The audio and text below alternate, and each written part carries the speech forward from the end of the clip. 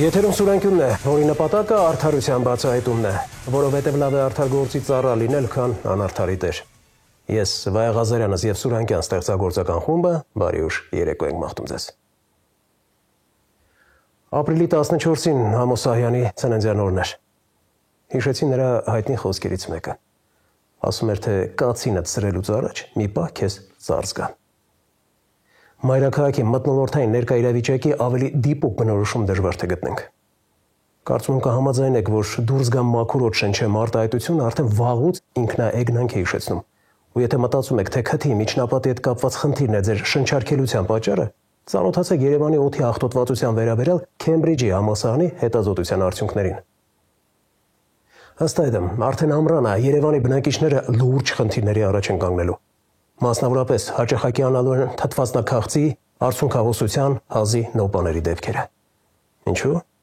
Որովհետև ոչ անապատային գոտում գտնվող բնական կանաչ ռեսուրս ունեցող երկրի մայրաքաղաքի միայն 4%-ն է կանաչապատ, մինչդեռ նորման 20 և ավելի տոկոս է։ Սարսափելի, բայց չզարմացնող ցուցանիշ է։ Ինչ կա զարմանալու, եթե ամեն օր տեղեկանում ենք զանգվածային ծառայատումների մասին։ Դուբայում միլիարդավոր դոլարներ են ծախսում կանաչապատ փոքրիկ տարածք հիմնելու, մենք 100-ամյա հանգուզենի ենք կտրում նոր խանութ կառուցելու համար։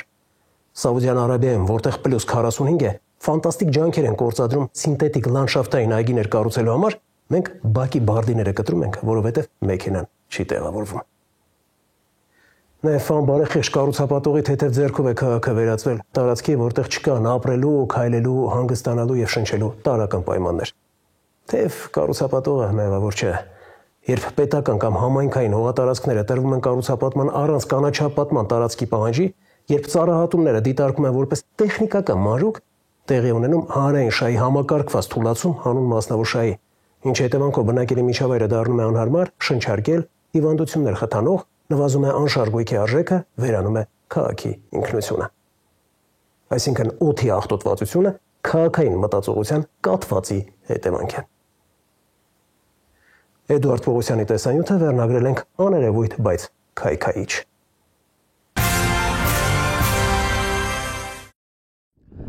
Նոր-Նորքի այգու այս ծառերի դեպքում կացինն աշխատել է ոչ թե հատելու համար, այլ սանիտարական մաքրում է, համայնքային պատասխանատու կազմակերպության պարզաբանումն է։ Անհանգստացած ենք միջազգային կազմակերպությունները Ղազախստանի կանաչապատման, Ուզբեկստանի լանդշաֆտային ասոցիացիաներից մինչև ռուսական ծառերի խնամքի պրոֆեսիոնալների միություն մեր մայրաքաղաքում հատվող ծառերի գործընթացին դրա մեկնարկից ի վեր այսպես էին արձագանքում, բայց սա դեռ ամենը չէ։ Մեր հարցը Փարիզ ու Քեմբրիջել է հասել, այնտեղից էլ գիտնականները պնդում են մտահոգիչ երևույթ է։ Ավելի շատ ծառեր տնկելու փոխարեն արդեն գոյություն ունեցող եւ հասուն ծառերը կտրելը ցնցող անհեռատեսություն է։ Այս դիտարկումը Քեմբրիջի համալսարանի լաբորատորիաներից մեկի բժիշկ գիտաշխատողն է արել, կլիմայական փոփոխությունների վրա է շեշտը դնում։ Ասում է, այս երևույթը վաղուց է ապացուցել, ինչպես եղել է միշտ տարբերակն էլ չի աշխատում։ Օրինակ է բերում Դուբայը, որ ընդամենը 24 ժամում հեղեղվեց ամբողջությամբ, չնայած այնպես չէ, թե աշխարհի ամենատեղումն առատկետն է համարվում։ Սակայն պարզվում է, Երևանում ծառերի փոխարինման ծրագիրն անթույլատրելի համարող պրոֆեսիոնալի խոսք դեռ չեն լսել։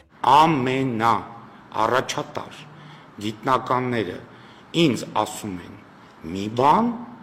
եւ պարզվում է ինչ որ տեղերում կան մասնագետներ, որոնք պնդում են լրիվ դրա հակառակը։ Հենց քաղաքապետարանի կանաչապատման հողակի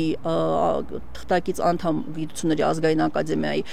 խորհրդականը տնօրենի եւ իրենց գիտատեխնիկական խորհրդի նախագահն իր սեփական մենագրության մեջ գրում է, որ Երևանի պայմաններում ամենախոցելի ծառատեսակները դա կատալպան է, կանադական հուդայածառը, դա ալբիցիան է,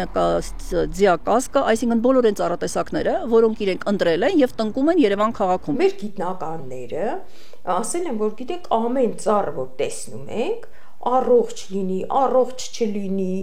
մեկը մյուսի հետ խառնեք ու հատեք ամբողջ քաղաքում մեկ, չկա նման բան ու չի կարող լինել։ Ինչպես պարզաբանում են համայնքային կառույցից, սանիտարական մաքրման ենթարկված այս հատվածը Նոր-Նորքի 5-րդ զանգվածի Սուրբ Սարգիս եկեղեցու հարակից լանջերն են, որտեղ ուրբան անտառ են հիմնում։ Բնապահպաններն ու ակտիվիստները սակայն այստեղ նախկինում հիվանդ ծառեր չեն տեսել։ Երևանում կտրվում են շատ ու շատ կանաչ ծառեր, հիմնավորելով, որ փոխարենը տնկվում են առողջ ուրիշ ծառեր, որ այդ ծառերը հիվանդ էին կամ այդ ծառերը փդած էին, այն դեպքում, երբ որ հիմնարկը, որը պատասխանատու է այդ ծառերի խնամքի համար, ունի անգամ սարք, որը կոչվում է ռեզիստոգրաֆ, որով կարելի է չափել այդ ծառը, դիագնոզ տալ այդ ծառին, արդյոք այդ ծառը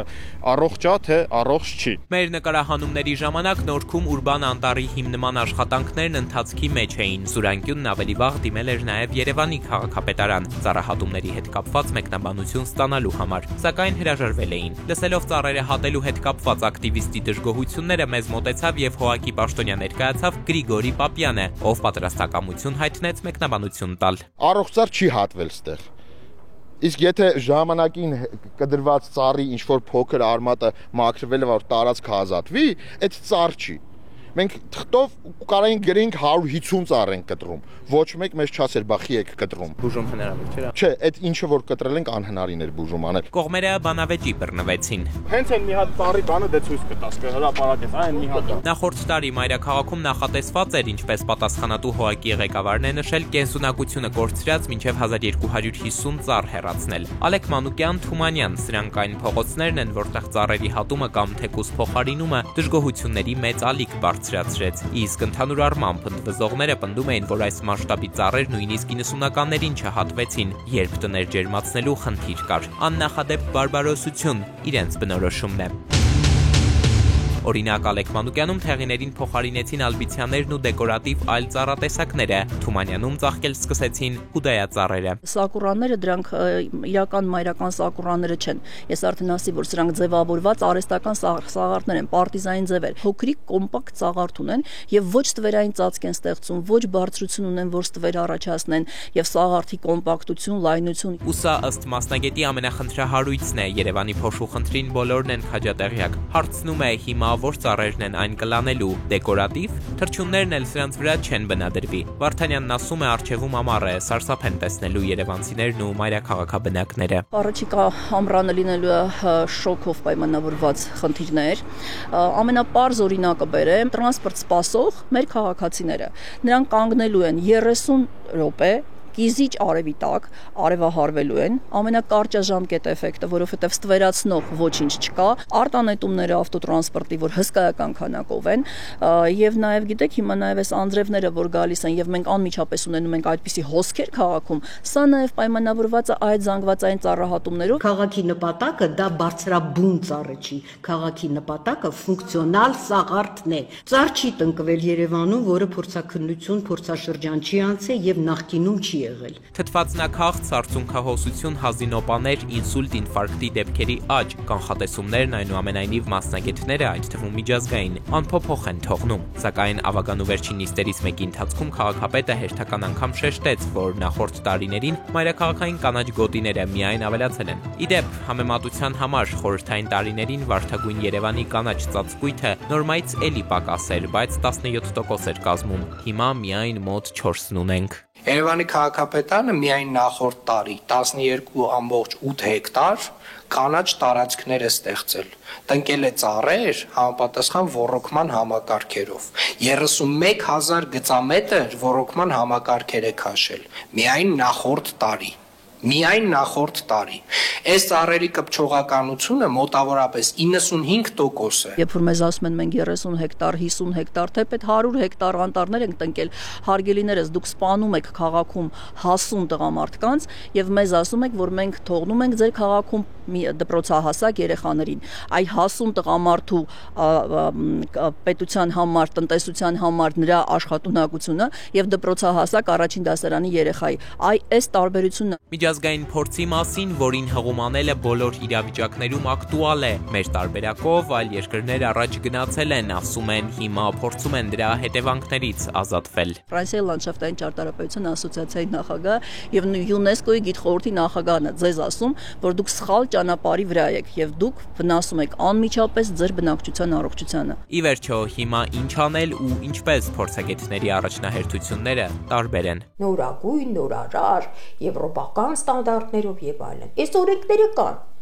բայց մինչև մեր երկիրը չդառնա օրենքի երկիր, մենք այս վիճակում ենք հայտնվելու։ Չեմ պատկերացնում ինչ անել, ես միշտ ասում եմ, որ ամենակարևորը որ պետք է անել, պետք է կանգ առնել, պետք է ընդունել սխալները եւ պետք է գնալ առաջ ճիշտ գրագետ քայլերով, որովհետեւ աշխարհը շուտվանից այս ամենը արդեն հաստատել է, անում է եւ արել է։ Իդեպ Թշնամական Ադրբեջանը Ռուսաստանի Բուսաբանական ֆեդերալ ինստիտուտից հատուկ մասնագետներ է հրավիրել Բաքու ծառերի գիտական գույքագրման եւ առկա խնդիրները վերհանելու, դրանք հաղթահարելու տարբերակներ առաջարկելու համար։ Իսկ մեզ մոտ ծառեր հատում են նույնիսկ բուսաբանական այգում, ամենականաչ պարտեզում, եւ դրա համար տեսչականից տուգանվում միայն 16 միլիոն դրամ ու առաջ անցնում։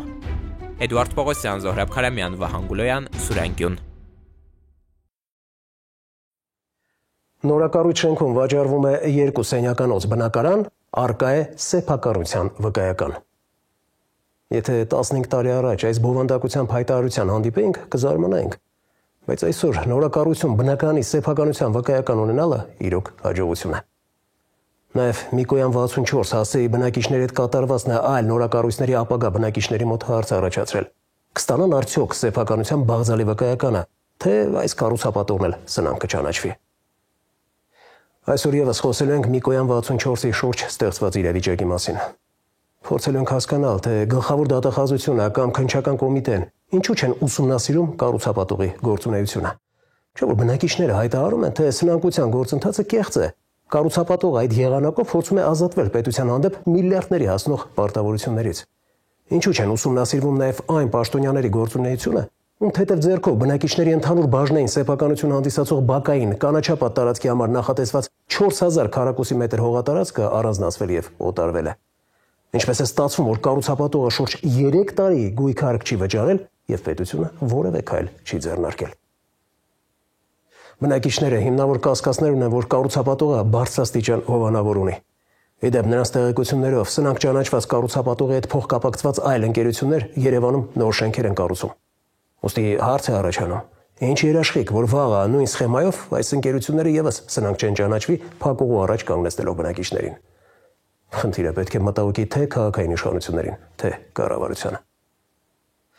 6 շենքից բաղկացած ավելի քան 1000 բնակարան ունեցող Միկոյան 64-ի ու նորակառույցների խնդիրների մասին զրուցել ենք սեփականության բնակարանի վկայական չստացած տնտեսագետ Տիգրան Քեյանի հետ։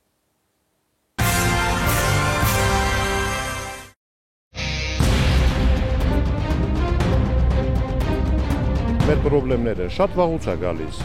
Ընդհուպ միջև Հայկ Մարությանը։ Սնանկության վարույթի շրջանակներում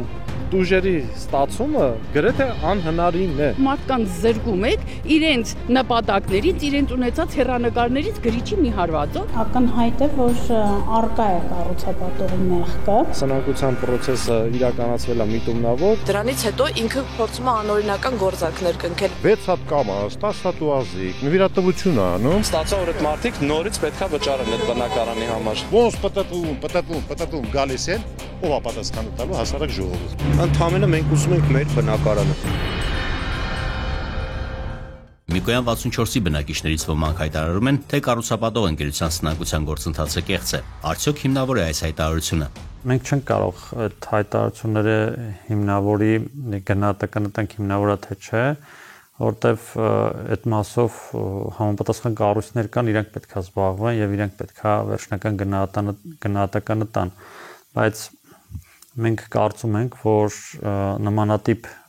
ընկերությունը, որը մեծ ծավալով շինարարություն է իրականացրել եւ մինչ օրս այս ոլորտում գործունեություն է ծավալում, չպետք է այդ գումարին ինքը գնար սնանկության, հա, այդ գումարի պահանջը, որ լուրջ խնդիրների առաջ կանգնեցներ հարյուրավոր մարդկանց, հա, դա հենց դա կասկածի, հա, մի միտում մեր մոտ, որ հնարավոր է, որ սա այդքան էլ իրականության հետ չի համապատասխանում։ 24 թվականի փետրվար-մարտ ամիսներից հասկանում ենք, որ խնդիրը գնալով ավելի է բարդանում, բայց լիահույս ենք, որ սնանկության հա չի հասնի եւ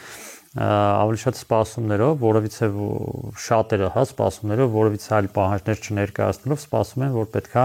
կառուցապատողը մի օր մեր բնակարանները հանձնի մեզ։ Մինչեւ որ եկավ մի հանգամանք, որ կառուցապատողը մեզ պատկանող այգում ուզում է ինչ-որ շինարարություն իրականացնի, Բնակարանների սեփականության վկայականներ ստանալու խնդիրը կլուծվի, եթե հաջողվի նախնական արգովաճառքի պայմանագրով օտարված բնակիչների ընդհանուր բաժնային սեփականություն հանդիսացող 4000 քառակուսի մետր հողատարածքը վերադարձնել։ Ոչ, այստեղ մի խնդրով չի սահմանափակվում, այստեղ մենք մեկ այլ լուրջ խնդիր ունենք, դա բանկի կողմից վարկի գրավի ազատումն է, որը բանկը այտենց հեշտ չի հրաժարվում եւ մեծ պահանջներ են ներկայացրել։ Ավարտական ակտի երկկողմի հաստատումը նաեւ այնտեղ պետք է հավաստվի մի փաստ, որ բանկը ազատելու է իր գրավը, իսկ բանկը ոչ բոլորի գրավն է պատրաստ ազատի, քանի որ կառուցապատողից լուրջ գումարների պահանջ ունի, մոտ, եթե չեմ սխալվում, մոտ 22 միլիարդ դրամի չափով է պահանջը, իսկ այդ պահանջի դեպքում բանկը նոր իր ապահովելով այդ գումարը, հա, ինքը նոր գրավի ազատում կանի, իսկ այդ գնահատականը բանկը ունի այն դեպքում, երբ որ ինքը տեսնում է որքան սառեցված գումարներ կա, այսինքն որ գնորդից որքան գումարն է սառեցված եւ այդ գործարքը կնքելուց այդ սառեցված գումարից որքան կգնա բանկում այդ կառուցապատողի կամ սնանկության բացված հատուկ հաշվին եւ որտեղից կվարվի իր վարկային պարտավորությունը, այդ ժամանակ նոր բանկը գործարքը կթողի կատարել, իսկ մինչեւ բանկի հաստատումը մենք չենք կարող այդ գործարքը կատարել։ Այսինքն այնտեղ կառավարիչն էլ չի հաստատի, որ դու գույք ձեռք բերես եւ այդ քո գույքը մեկ այլ անձի ունեցած պարտավորության դիմաց գրավադրվի բանկում։ Դա խնդիրներից նաեւ երկրորդ լուրջ խնդիրն է եւ առաջինը այդ հողակտորն է, որ պետքա վերադարձվի այդ համալիրում բնակվող բնակիչներին։ Հայտարարվեց, թե շատերը Միկոյան 64 հասցեում բնակարան ձեռք բերելու նպատակով կառուցապատողին կանխիկ գումար են վճարել, ինչպես է լուծվելու նրանց խնդիրը։ Այդտեղ փաստաբաններ են զբաղվում, ովքեր որ մի քանի տարբերակ են առաջարկում, կան կառուցապատող բանկ հարաբերակցությունը պետք է այնպես լինի, որ կառուցապատողը բանկի հետ այնպես համաձայնվի, որ բանկը թույլ տա այդ գրավից դուրս գա եւ այդ գույքը հանձնեն բնակչին եւ երկրորդը դա նաեւ կառավարիչը պետք է իր համաձայնությունը տա, այսինքն կառավարիչը պետք է համոզված լինի, որ այդ գումարը ամբողջությամբ տնօրինվել եւ օգտագործվել է այդ շենքի կառուցմանը, այլ ոչ թե կանխիկացվել եւ իրենց այլ կարիքների համար օգտագործվել։ 2020 թվականից ես վճարում եմ վարկային իմ պարտավորության 70%-ից հաշվարկված տոկոսներով, քանի որ 30%-ը դեռ չենք վճարել վերջնական ընդունման հանձնման ակտի ստորագրման պահին նոր 30%-ը կվճարենք։ Կարող է Միկոյան 64-ի դեպքը նախադեպ դառնալ եւ պարտավորություններն ամբողջությամբ չկատարած այլ կառուցապատողներ եւս սնանկության գործընթաց սկսեն։ Ինչ պետք է անեն պետական կառույցները երևույթը կանխելու համար։ Իմ գնահատման նմանատիպ մեծ շինարարություն իրականացնող ընկերություններին շինարարության թույլտվություն տալուց բացի պետք է այդ ժամանակ ուսումնասիրել նաև իրենց ֆինանսական վիճակը, արդյոք իրենք պատրաստ են ունեն այդ կարողություն, ունեն այդ ֆինանսական վիճակ հնարավորությունը այդ շենքը կառուցելու եւ մասնագիտական այդ աշխատանքային ռեսուրսը իրենք ունեն այդ շենքը կառուցելու, որպեսզի sense խնդիրների առաջ չկանգնենք, այդ պետք է արդեն շինթույլտվություն տալուց այդ ամբողջը ուսումնասիրվի եւ նոր շինարարության աշխատանքները վերսկսեն։ Պետությունը պետք է մինչև շինթույլտվություն տալը նմանատիպ խնդիրները կանխելու համար հավաստիանար, հա, արդյոք այդ ընկերությունը այդ կարողություններն ունի, որովհետև ստեղ 1 կամ 2 հոգու չեն խաբում, հա, ստեղ հազարավոր ընտանիքներն են խնդրի առաջ կանգնում։ Դա շատ շուտ պետք է գնահատեին եւ շուտ պետք է այդ փոփոխությունները արվեր եւ այդ գնահատականները լինելու դեպքում նոր ընկերություններին շինթույլտվություններ բաժանեին։ Այսինքն այստեղ պետությունը լուրջ անելիքներ ունի։ Այստեղ մենք որ ասում ենք կամ պետությունը ասում է ես ինչ անեմ երկկողմ հարաբերությունը պայմանագրային, հա, բայց այստեղ այն իրավիճակը չի, որ ես գնացել եմ ինչ որտեղ բնակարան եմ հավանել եւ ձեռք եմ բերել ու երկկողմ հարաբերություն, այստեղ կա մինչեւ իմ գնալը կա պետության կողմից տրված նախագիծ, կարա տրված թույլտվություններ, որը ընթացքում հա փոփոխվում, առանց այդ բնակիչներին հաշվի առնելու, առանց այդ երկրորդ կողմին հաշվի առնելու բանկը գրավա վերցնում մի հողատարածք, որը քաշ գիտակցելով, որ այդ հողատարածքը ունենալու է մի 100-ից ավել համասեփականատերեր եւ ամբողջ ստացված, հա, գումարները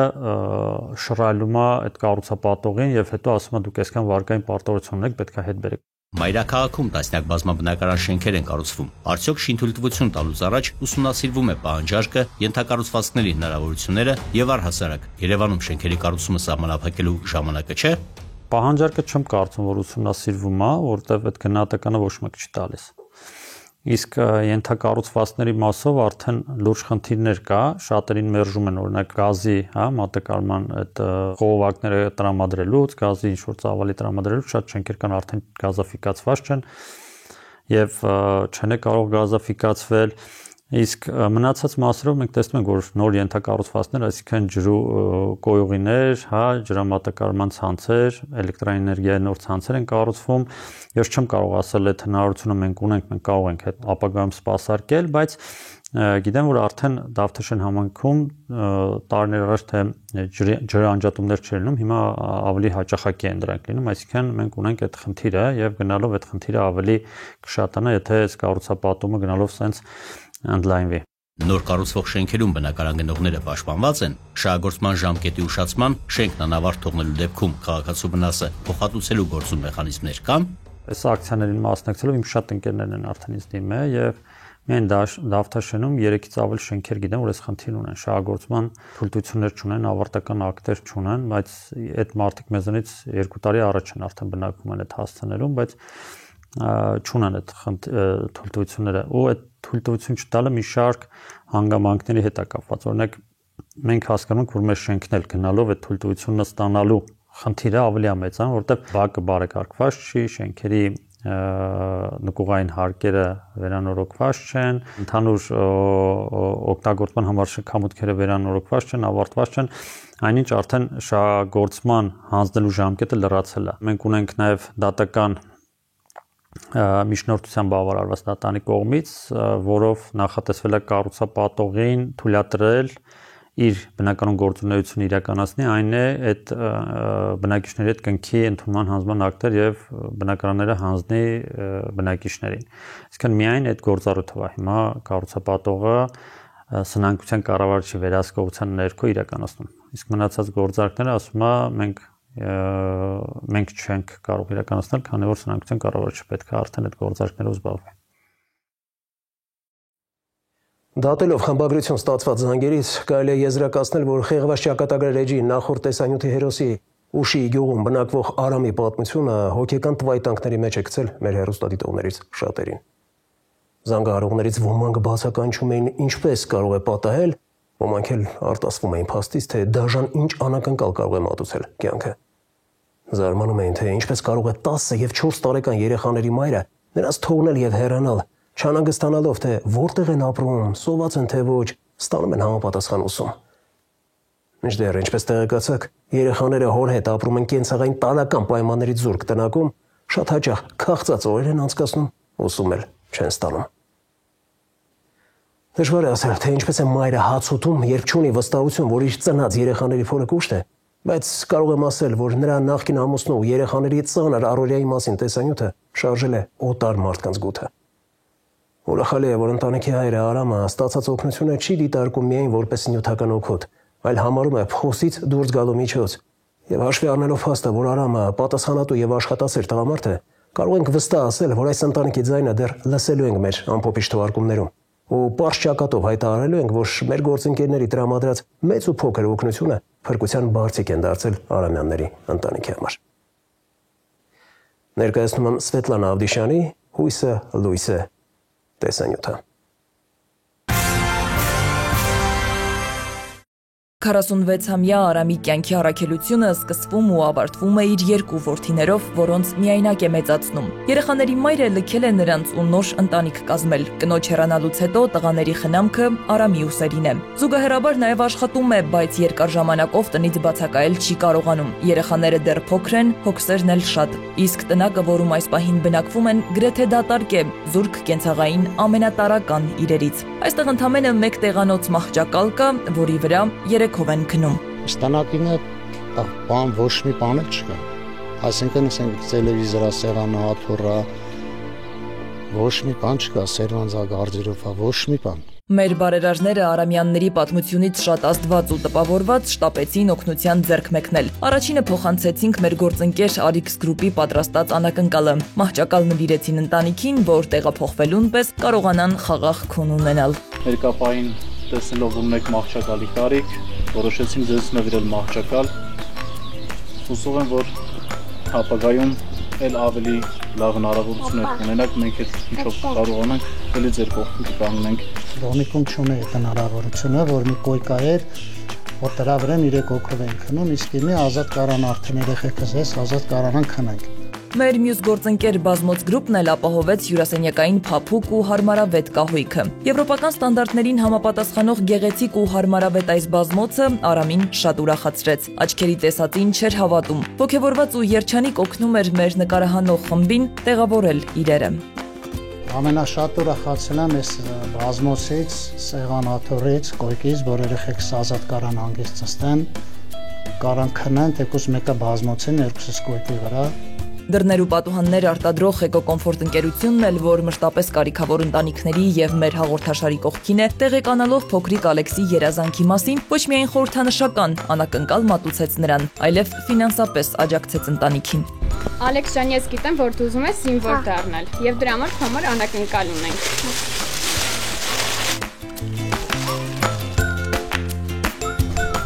Ձեզ էլ որպես ընտանիքի հայր բերել ենք մի փոքր ֆինանսական օգնություն։ Շնորհակալ եմ ձեզանից ձեր ֆիրմայի կողմից իմ երեխի երազանքը կատարեցիք, հուսով եմ, որ կմեծանա լավ հայրենիքի պաշտպան կլինի։ Հագուստը փոխելուն պես փոխվեց նաև Ալեքսի քայլվածքն ու պահվածքը։ Զինվորին հատուկ պատասխանատվությամբ ուշի ուշով հետևում էր աշխատանքների ընթացքին։ Նույնիսկ հարց ու փորձ անում տղաներից, թե երբ են ի վերջո ավարտելու։ Արգավանդեյեմն էլ Արամյաններին խոհանոցային սեղան եւ աթոռեր ուղարկել, որ երեխաները նախաճաշելու, սնվելու համար հարմարավետ միջավայր ու պայմաններ ունենան։ Մենք սեղանաթոռ չունենք, չենք կարողանում հացուտենք։ Որ սեղանաթոռը սիրուն տվել եք մեզ, շնորհակալություն։ Կարանք երեքով արդեն նստենք հացուտենք։ Իսկ ահա մեր մյուս գործընկերը, սառեցված մսամթերքներ գրող Լավնա ընկերությունը, իր մեծականակ արտադրատեսակներով հոգացել էր ընտանիքի սննդի երկարատև պաշարը։ Մսեղենի հարուստ տեսականին Արամի հոգսը դեռ երկար կթեթևացնի, իսկ երեխաները առողջ ու համեղ կսնվեն։ Լավնա մսամթերք ներմուծող ընկերությունը միշտ պատրաստ է օգնել այն ընտանիքներին, որոնք իրոք ունեն մեր օգնության կարիքը։ Հուսով եմ մեր բերած մսամթերքի տեսականիով դուք երկար ժամանակ դուք եւ ձեր բալիկները չեք ունենա առօրյա մսամթերքի կարիք։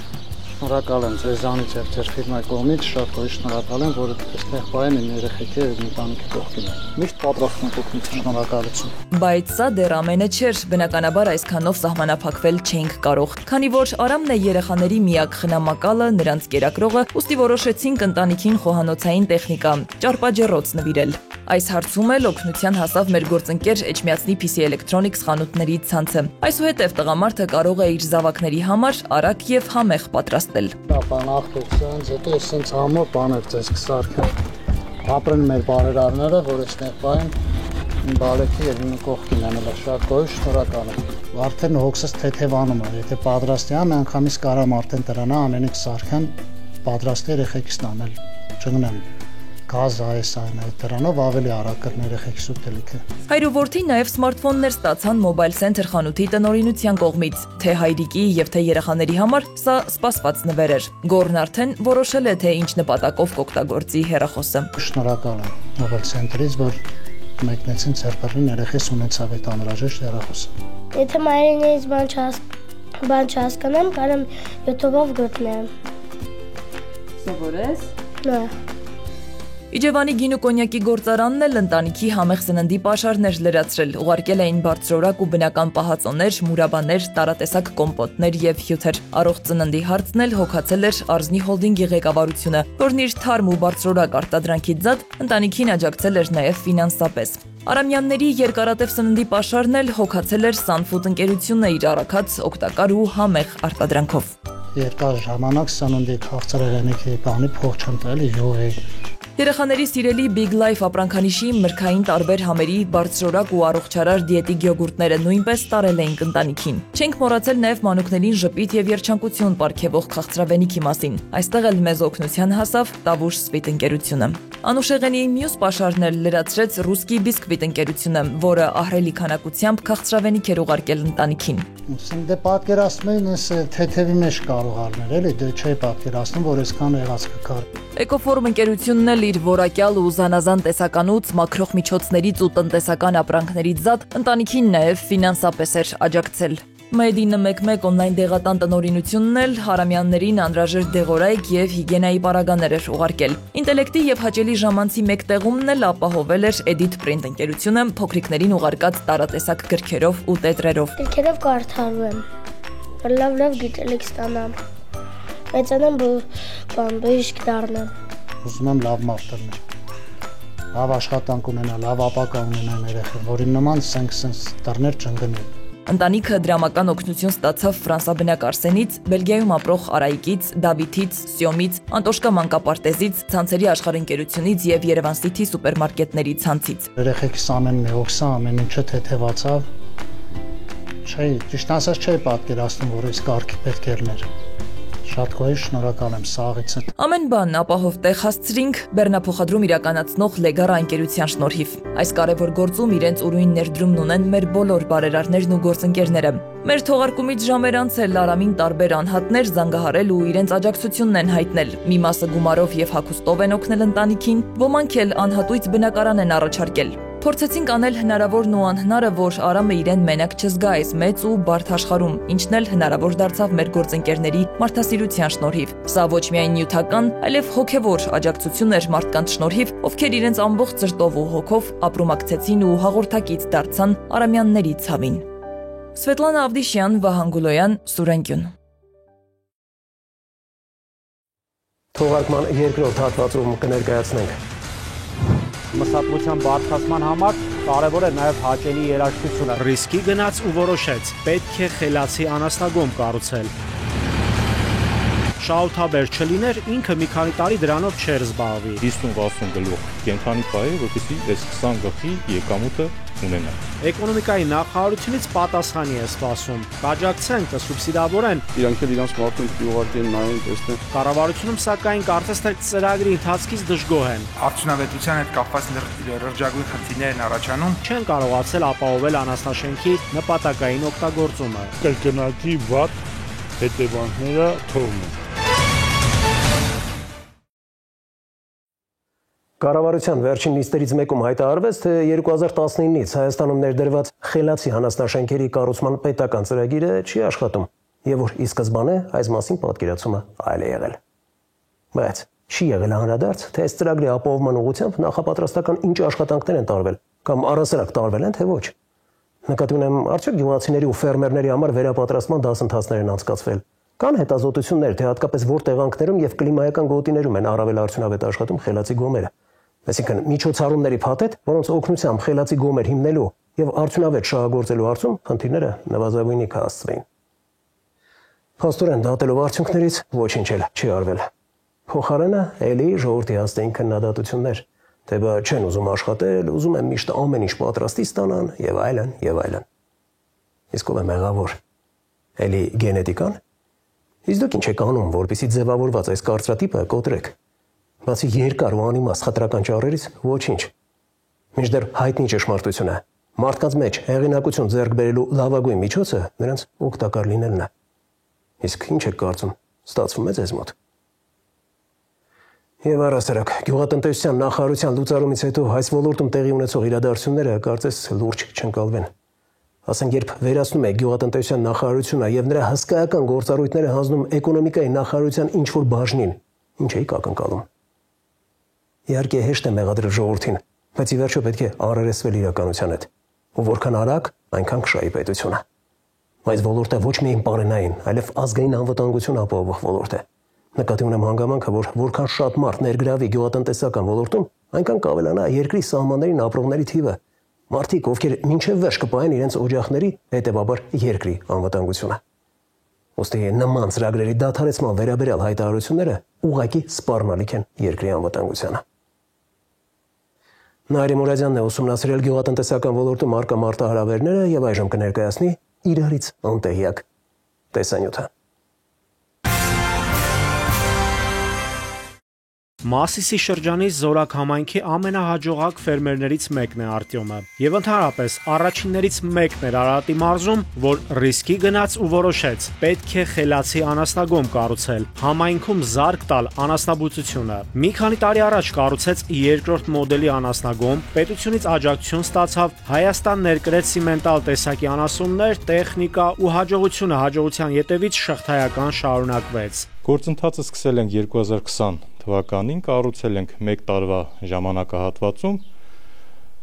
այնուհետև ձեռք ենք բերել կենդանիներին։ Բարձր կաթնատվություն ու մսատվություն ապահովելու համար էլ լայն ընդարձակ շենք է հարկավոր։ Անասունը պետք է անկապ լինի, այսինքն ոչ շղթայակապված, անասնակերն էլ կոմբինացված։ Անասուններին կերն էլ տրվում է հատուկ կերաբաշխիչ մեքենաների միջոցով։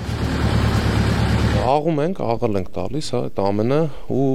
համակցված կեր ենք ստանում այդ ամենը իրար այդ աղալով։ Որ այս բիզնեսը շահութաբեր է, Արտյոմն էլ է հաստատում։ Շահութաբեր չլիներ, ինքը մի քանի տարի դրանով չէր զբաղվի։ Գոհ ենք։ Իրոք, եթե սիրում ես այս աշխատանքը, սիրում ես անասնապահությունը,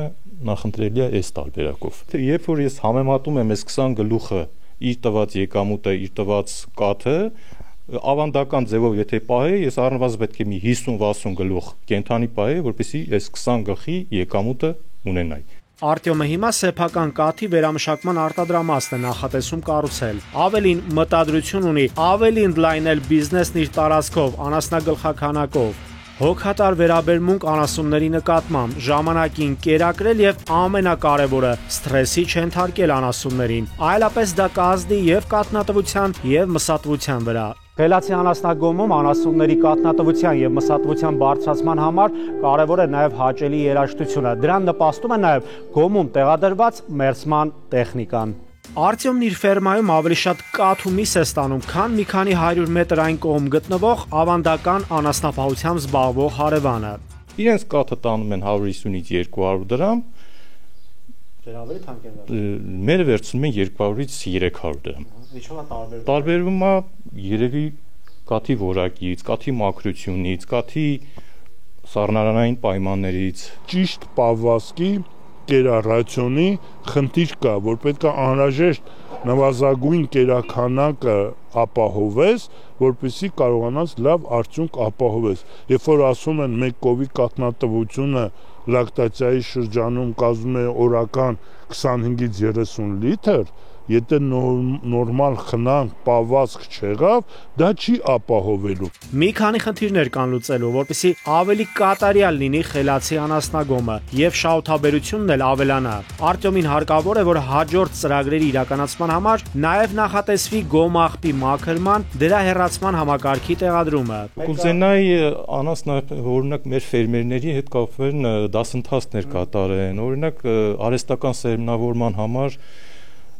ինչու՞ չէ, մեզ նախապատրաստեն, ինչու մեզի ոնց որ մասնագետ սարքեն, քանի որ այս գործունեությունը մենք կատարում ենք ընտանիքով։ Զորակի հարևան Սայաթ Նովա համայնքում լսեցին կառավարության առաջարկը ու ցանկություն հայտնեցին ծրագրին դիմել, մաքրացեղ խոշոր եղջերավորներ պահել։ Սա էլ երրորդ մոդելի անասնագոմ է, ավելի ընդարձակ ու տեխնիկապես ավելի հագեցած։ Սայաթ Նովա համայնքի խելացի անասնագոմի ֆերմերը ավարտական փուլին է հասցրել կառուցման, տեխնիկապես հագեցման աշխատանքները։ Էկոնոմիկայի նախարարությունից պատասխանի է սպասում։ Կաջակցեն, կսուբսիդավորեն, վարկ կտան իրեն։ Մուտք են կարել, հիմա սպասում ենք, եթե ընթացակարգ կա, որ ընթացակարգով պետք է գնա,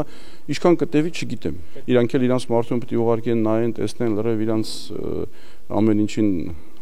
համահունչա թե չէ։ Չնայած ֆերմերների խելացի անասնագոմի կառուցման ծրագրին մասնակցել ցանկանալու ակտիվությանն ու ծրագրի շարունակականությանը կողմ լինելուն, կառավարությունում սակայն կարծես թե ծրագրի ընթացքից դժգոհ են։ Ասում են դրա արդյունավետությունը բարձր չէ։ Մեր նախկին փորձառությունը մեզ բերեց նրան, որ այնուամենայնիվ արդյունավետության հետ կապված լրջագույն խնդիրներ են առաջանում այդ փոքր 10-ից 12 խելացի անասնագոմերի հետ կապված, որովհետև դրանք որպես կանոն լավ արդյունքներ չեն ապահովել։ Ֆերմերները սակայն համակարծիք չեն։ Տարածք ու գումար լինի, էլի կկառուցեն, շահութաբեր բիզնես է, ասում են նրանք։ Բոլորն էլ գոհ են։ Համենայն դեպս իմ գնացածների վրա անգամի վրա ավելացումներ եմ տեսնում։ Շահութաբեր ասում։ Դե ես տրամաբանում եմ, եթե Շահութաբերչելներ անգամ ես էլ իրանց մոտ գնում եմ տարին երևի մի 3-4 անգամ։ Անգամ վրայս կտեսնեի, որ ավելի նվազում է գլխաքանակը, բայց իրանց մոտ ընդհակառակը հələ դաժե բերելուց հետո երկրորդ խմբականակներ են էլի Եվրոպայից ներկրում։ Մեքենաներ են պատվիրել Չինաստանից, որը որ եւ սիլոսա պատրաստելու եւ սենաժա պատրաստելու հիմա ճանապարհին են գալիս են եւ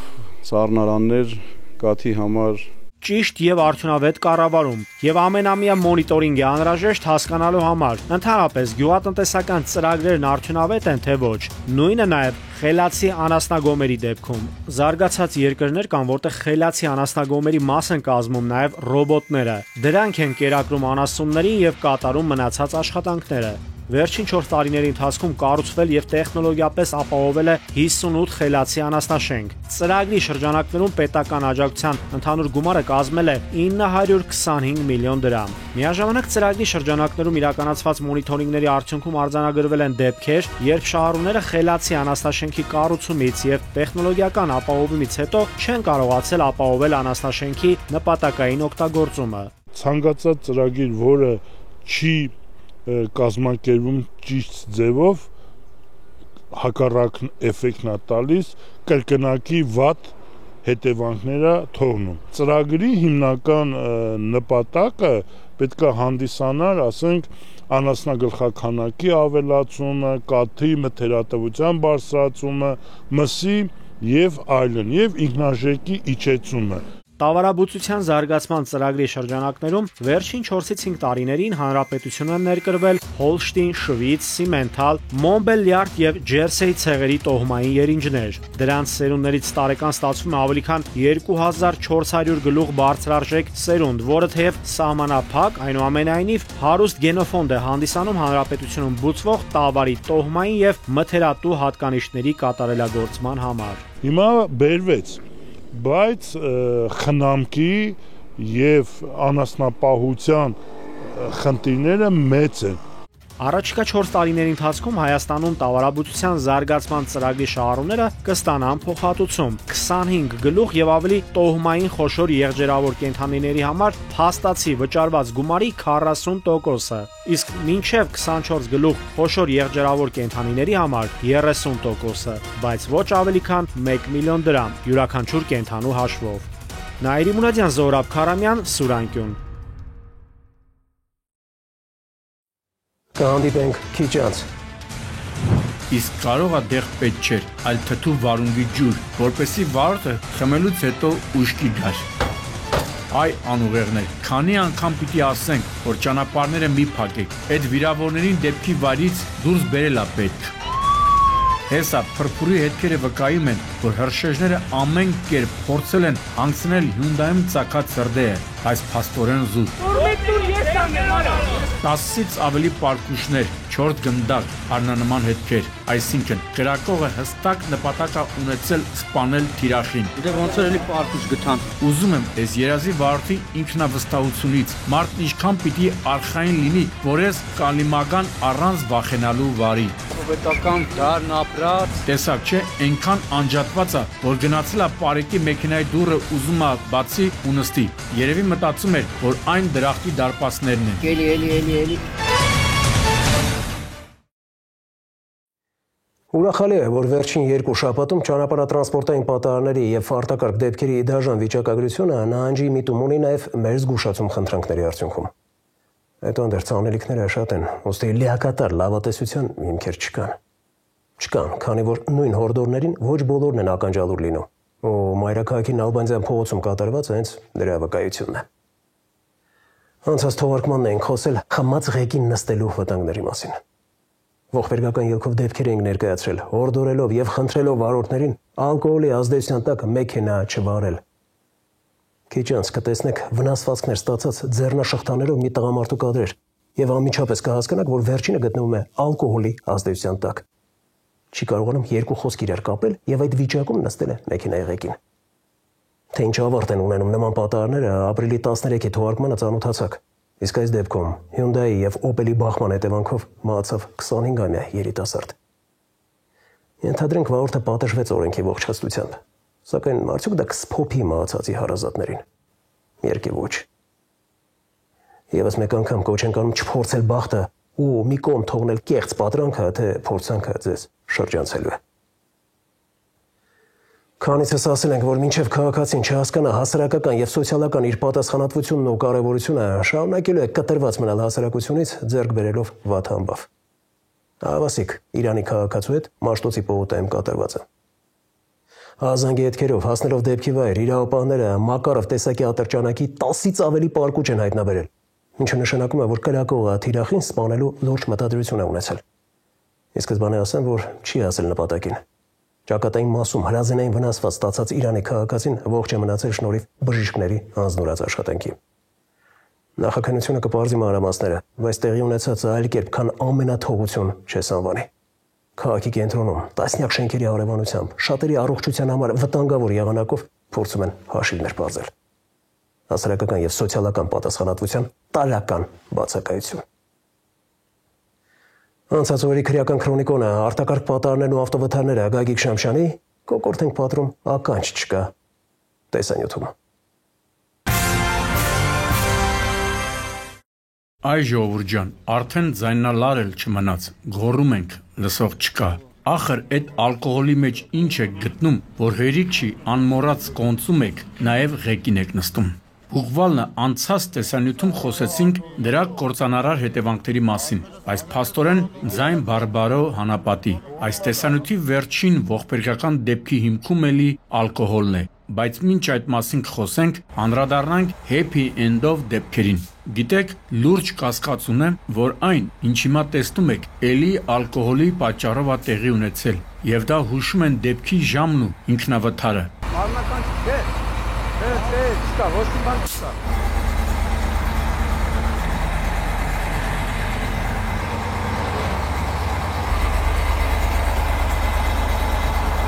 Ինչպես տեսնում եք, Մայրաքաղաքի Գարեգին Նժդեի փողոցի վրա Lexus-ը գիշերը ժամը 2-ի սահմաններում դուրս է եկել երթևեկելի գոտուց, բախվել բազալտե եզրաքարին, անցել հետիոտնի համար նախատեսված հատվածը, կոտրել ճանապարհային երթևեկությունը կարգավորող ցուցանակներն ու տեղադրված Իդրամ վճարային տերմինալը եւ հայտնվել մայթին, դեղատան աստիճանների մոտ։ Կարծես բժիշկներից խնդրեր, որպեսզի դեղ տան բուժվելու համար։ Իսկ կարող է դեղ պետք չէր, այլ թթու վարունգի ջուր, որպեսզի վարորդը խմելուց հետո ուշքի գար։ Վերջին նախադասությունը հարցականով է, որովհետև վարորդը դեպքի վայրից անհետացել էր, ինչը հավելյալ կասկածներ առաջացրեց պարեկների մոտ։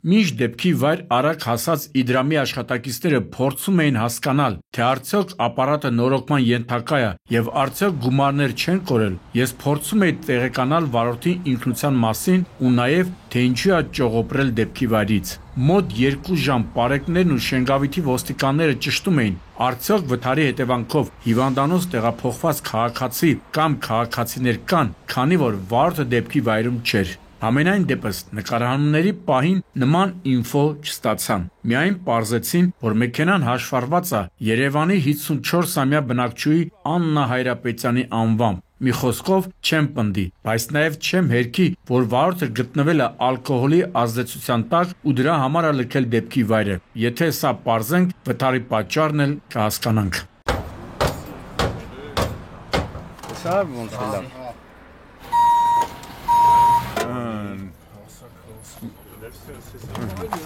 Տար, ջերանին տար։ Հիմա սաղ դրա մեջ է։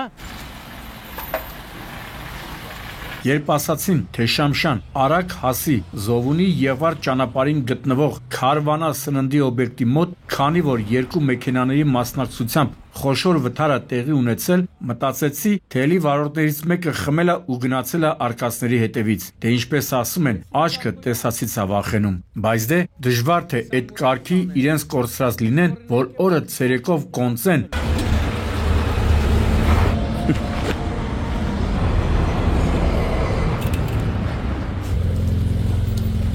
Ծաղկամաններն էլ է։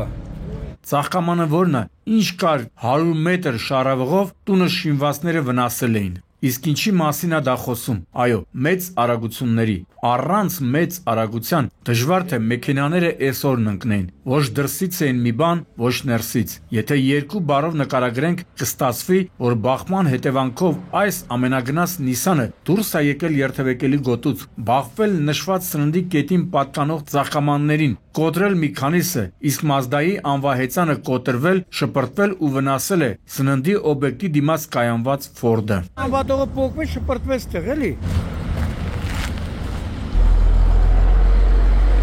Արդյոք բախումը ճակատային է եղել։ Թերևս այո, բավական է էսներ ճանապարհին վարորդներից մեկը առանց համապատասխան տեսադաշտի դուրս գար վազանցի ու այս պատկերը ապահոված էր։ Ասեցին, որ շտաբօգնության բրիգադը 2 հոգու մարմնական վնասվածքներով տեղափոխել էին Արմենիա բժշկական կենտրոն։ Ապրեն նաև այս քարվանայի աշխատակիցները, որոնք առաջինն են օգնության հասցել վիրավորներին։ Իսկ ահա հետաքրքրասերների պատճառով ստեղծվել էր մի հսկայական խցանում, որը հաջողվեց բացել միայն խելքից դուրս պարեկների գալուց հետո։ Այ անուղեղներ, քանի անգամ պիտի ասենք, որ ճանապարհները մի փակեք, ինչա թե պետքա բավարարեք ձեր հետաքրքրությունը, այդ վիրավորներին դեպքի վայրից դուրս բերելա պետք։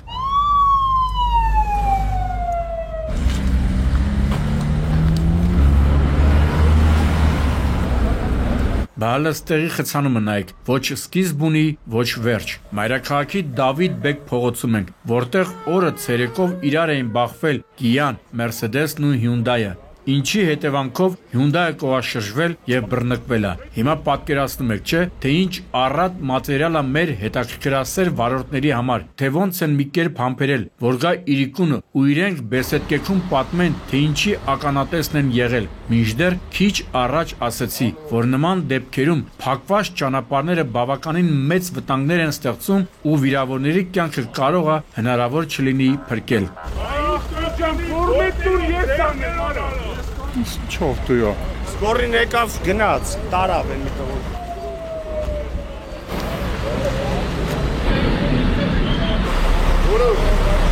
Այս հանուն արդարության պիտի ասեմ, որ խցանման պատճառներից մեկն էլ բախված մեքենաների ճանապարհի մեջտեղում հայտնվելն էր, թեև բարեկներն ու հրշեջները այդ հարցը արագ լուծեցին։ Հեսա փրփուրի հետքերը վկայում են, որ հրշեջները ամեն կերպ փորձել են հանգցնել Հյունդայում ծակած սրդեը, այս փաստորեն զուր։ Մեքենայից հտարն էլ չէր մնացել։ Առաջնորդվելով ինչ լինում է ժեշտին լինի հայտնի ասույթով հույս է փայփայում, որ մեքենաների ներսում գտնվածների շրջանում զոհ կամ զոհեր չլինեն։ Այս անգամ հույսերը արդարացան ու խոսվեց ընդամենը 2 տուժածի մասին։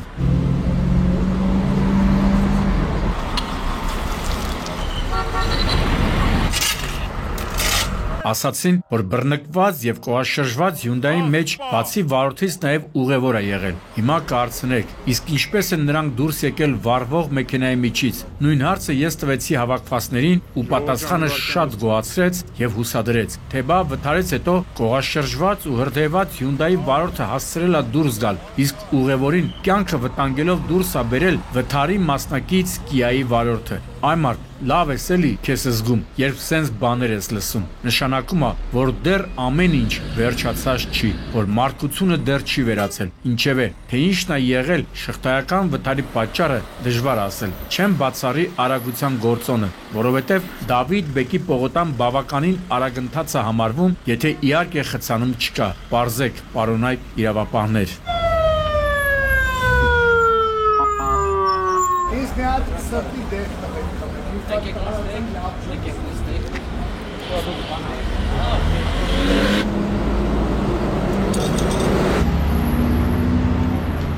Լավ, անցնենք մեր սիրած թեմատիկային, քրեական քրոնիկոնին։ Դե գիտեք, վերջին ժամանակահատվածում այն բավականին հարուստ է։ Կարելի է ասել, ով չի ալարում կրակում է, իսկ մեր փառապանծ ոստիկանությունն էլ կանխարգելիչ միջոցառումներ անցկացնելու փոխարեն վիճակագրի դերն է ստանձնել։ Դե ինչ ասեմ, գրանցեք, հարգելի ոստիկաններ, որ այս անգամ ապրիլի 14-ին գիշերը ժամը 1:50-ի սահմաններում Մաշտոցի պողոտայում կրակոցներ են հնչել։ Ասեմ նաև իմանաք, որ դրա հետևանքով նաև քաղաքացիներ են տուժել։ Էսի գնդակն է։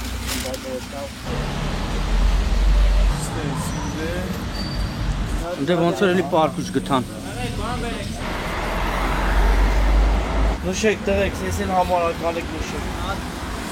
Պատկերացնում եք, չէ՞, կրիմինալը ինչքան է թրփոշացել, որ հանգիստ կրակում ան նաև մայրաքաղաքի կենտրոնում։ Կրակելը որն է։ Բարեկները դեպքի վայրում ավելի ճիշտ, դեպքի վայրից 20-ից 30 մետր հեռավորության վրա տարբեր հատվածներում հայտնաբերեցին Մակարով ատրճանակից կրակված 10-ից ավելի պարկուշներ, 4 գնդակ, առնանման հետքեր, այսինքն կրակողը հստակ նպատակ է ունեցել սպանել թիրախին։ Համենայն դեպս այդ կարծիքն էր քննարկվում նաև դեպքի վայրում, բայց ով էր կրակողը, հարցին ստույգ պատասխանել չեմ կարող, թեև տեսանյութը պատրաստելուց առաջ դեպքի առնչությամբ նոր տեղեկություններ ստացանք։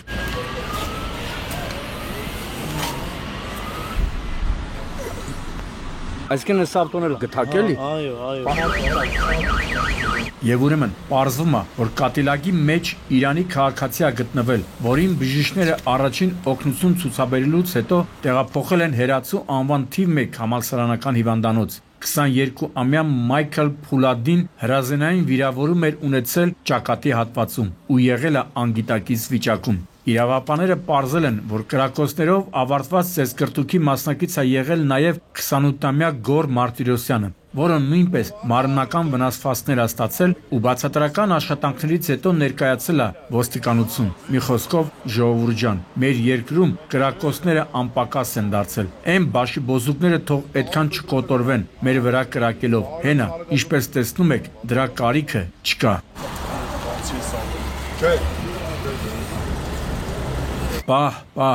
էսում եմ տեսնում, դիմավորեք, նորին մեծություն երազ, հեյ գիտի ժամանակները, մի Հայաստան էր, մի երազ, տենց էլ երազելով մնացինք, վերջում էլ երազախապ եղանք, բայց դե, ինչպես տեսնում եք, Երևանսկի ավտոմոբիլի զավոդի արտադրանքը, ինչքան էլ մտած լինի կարմիր գրքի մեջ, հենա, կա ու հերիք չի որ կա, մի հատ էլ վթարի է մասնակցում։ Գիտեք ինչ եմ ուզում ժողովուրդ ջան, ուզում եմ այս երազի վարորդի ինքնավստահությունից, մարդն ինչքան պիտի արխային լինի, որ ես կալիմական առանց վախենալու վարի։ Սովետական դարն ապրած 3 վիրավորա չեն։ Լավ, ես չեմ հասկանում։ Երևան Սևան Իջևան ճանապարհի այս երթևեկելի գոտին միակողմանի չի, այս ոնց են էլի իրար այս կարգի հարվածել։ Մտածում եմ, կարող է երազի վարորդը պրինցիպը ընկել ու փորձել է Մերսեդեսի վարորդին բացատրի գծերակի զիմյույուտ, այսինքն չխաբվես, թե Նիկոլի թվի մեքենա է, միևնույնն է, չես կարող ինձ անցնել ու մեքենան գցել է Մերսեդեսի դեմը։ Ասեմ ժողովուրդ ջան, որ հին մեքենաներից ամեն ինչ էլ սպասելի է, ասեմ ավելին, սովորաբար այս կարգի մեքենաներն ու դրանց վարորդները իրար հասակակից են։ Տես, ստեղ էլի մահով դեպք է եղել, էսա ուշատախտակա դրած մահացածի պատվին։ Բարեբախտաբար այս վթարի դեպքում սենց հուշատախտակ չի դրվի, որովհետև մեր ստրտացավ քաղաքացիների եւ արագ հասած Սևանի փրկարարների շնորհիվ հնարավոր է եղել փրկել 2 մեքենաների վարորդների կյանքը։ Նրանց արագ Սևանի շտաբօգնության բժիշկները տեղափոխել են Սևանի հիվանդանոց։ Բայց դե հիմա որ ասեմ, կասեք էլի ասես։ Ախր, այս կարգի մեքենաները մի շահագործեք, սրանց վրա պիոներական վսկապ կապեք ու տարեք միտեղ կանգնեցրեք։ Թե չէ, եթե հանկարծ փորձեցիք սա նորոգեք ու վարեք, կարող է այն հուշատախտակի կողքը եւս մեկը կամ մի քանիսը ավելանան։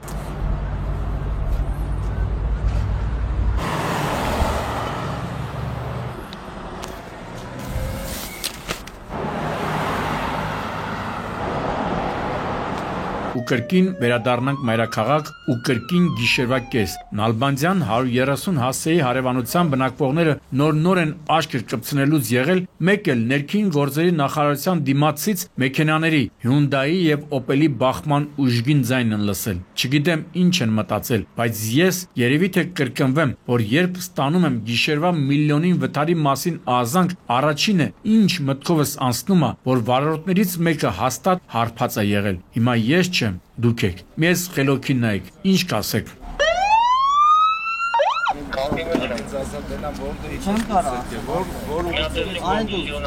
Վարորդը դուք եք եղել։ Այս վալեստորի վարորդը դուք եք, չէ՞ եղել։ Մի հատ առաջ շապությունը ստուգ եք իրա։ Սպասի, դու մի բաց ես ապրում։ տեսակ չէ, այնքան անջատված է, որ գնացել է Պարեկի մեքենայի դուռը ուզում է բացի ու նստի։ Երևի մտածում էր, որ այն դրախտի դարպասներն են, կամ էլ հաստատ ինձնից էր փախնում, որ դեմքը շատ չնկարեմ, որ չասեմ, թե սույն անձնավորությունն է նախնական տեղեկություններով եղել Opel-ի ղեկին, որ սույն անձնավորությունը գտնվել է խմացության ամենաբարձր աստիճանում, որ սույն անձնավորությունը զրկված է եղել վարորդական իրավունքի վկայականից։ Այ խելքից պատուաս, չես հասկանում, որ եթե նույնիսկ վթարում քո մեղավորությունը չկա, թվարկածս հանգամանքները բավարար են քո հակով քրեական հոդված կարելու համար։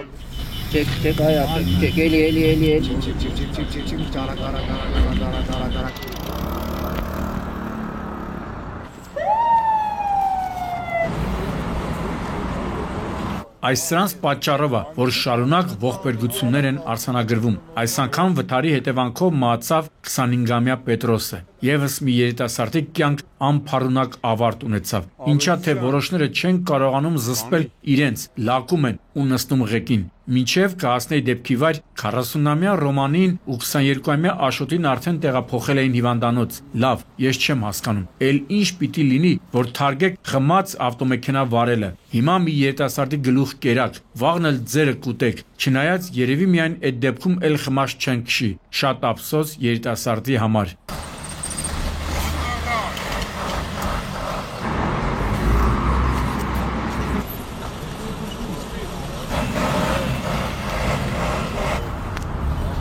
Գագիկ Շամշան, Սուրանկյուն։ Այսքանը գործով զորանանք եւ առողջ հոգով ու լուսավոր մտքով առաջ շարժվենք։ Կհանդիպենք ապրիլի 27-ին ժամը 22-ին։ Աստված պահապան, հայազգին։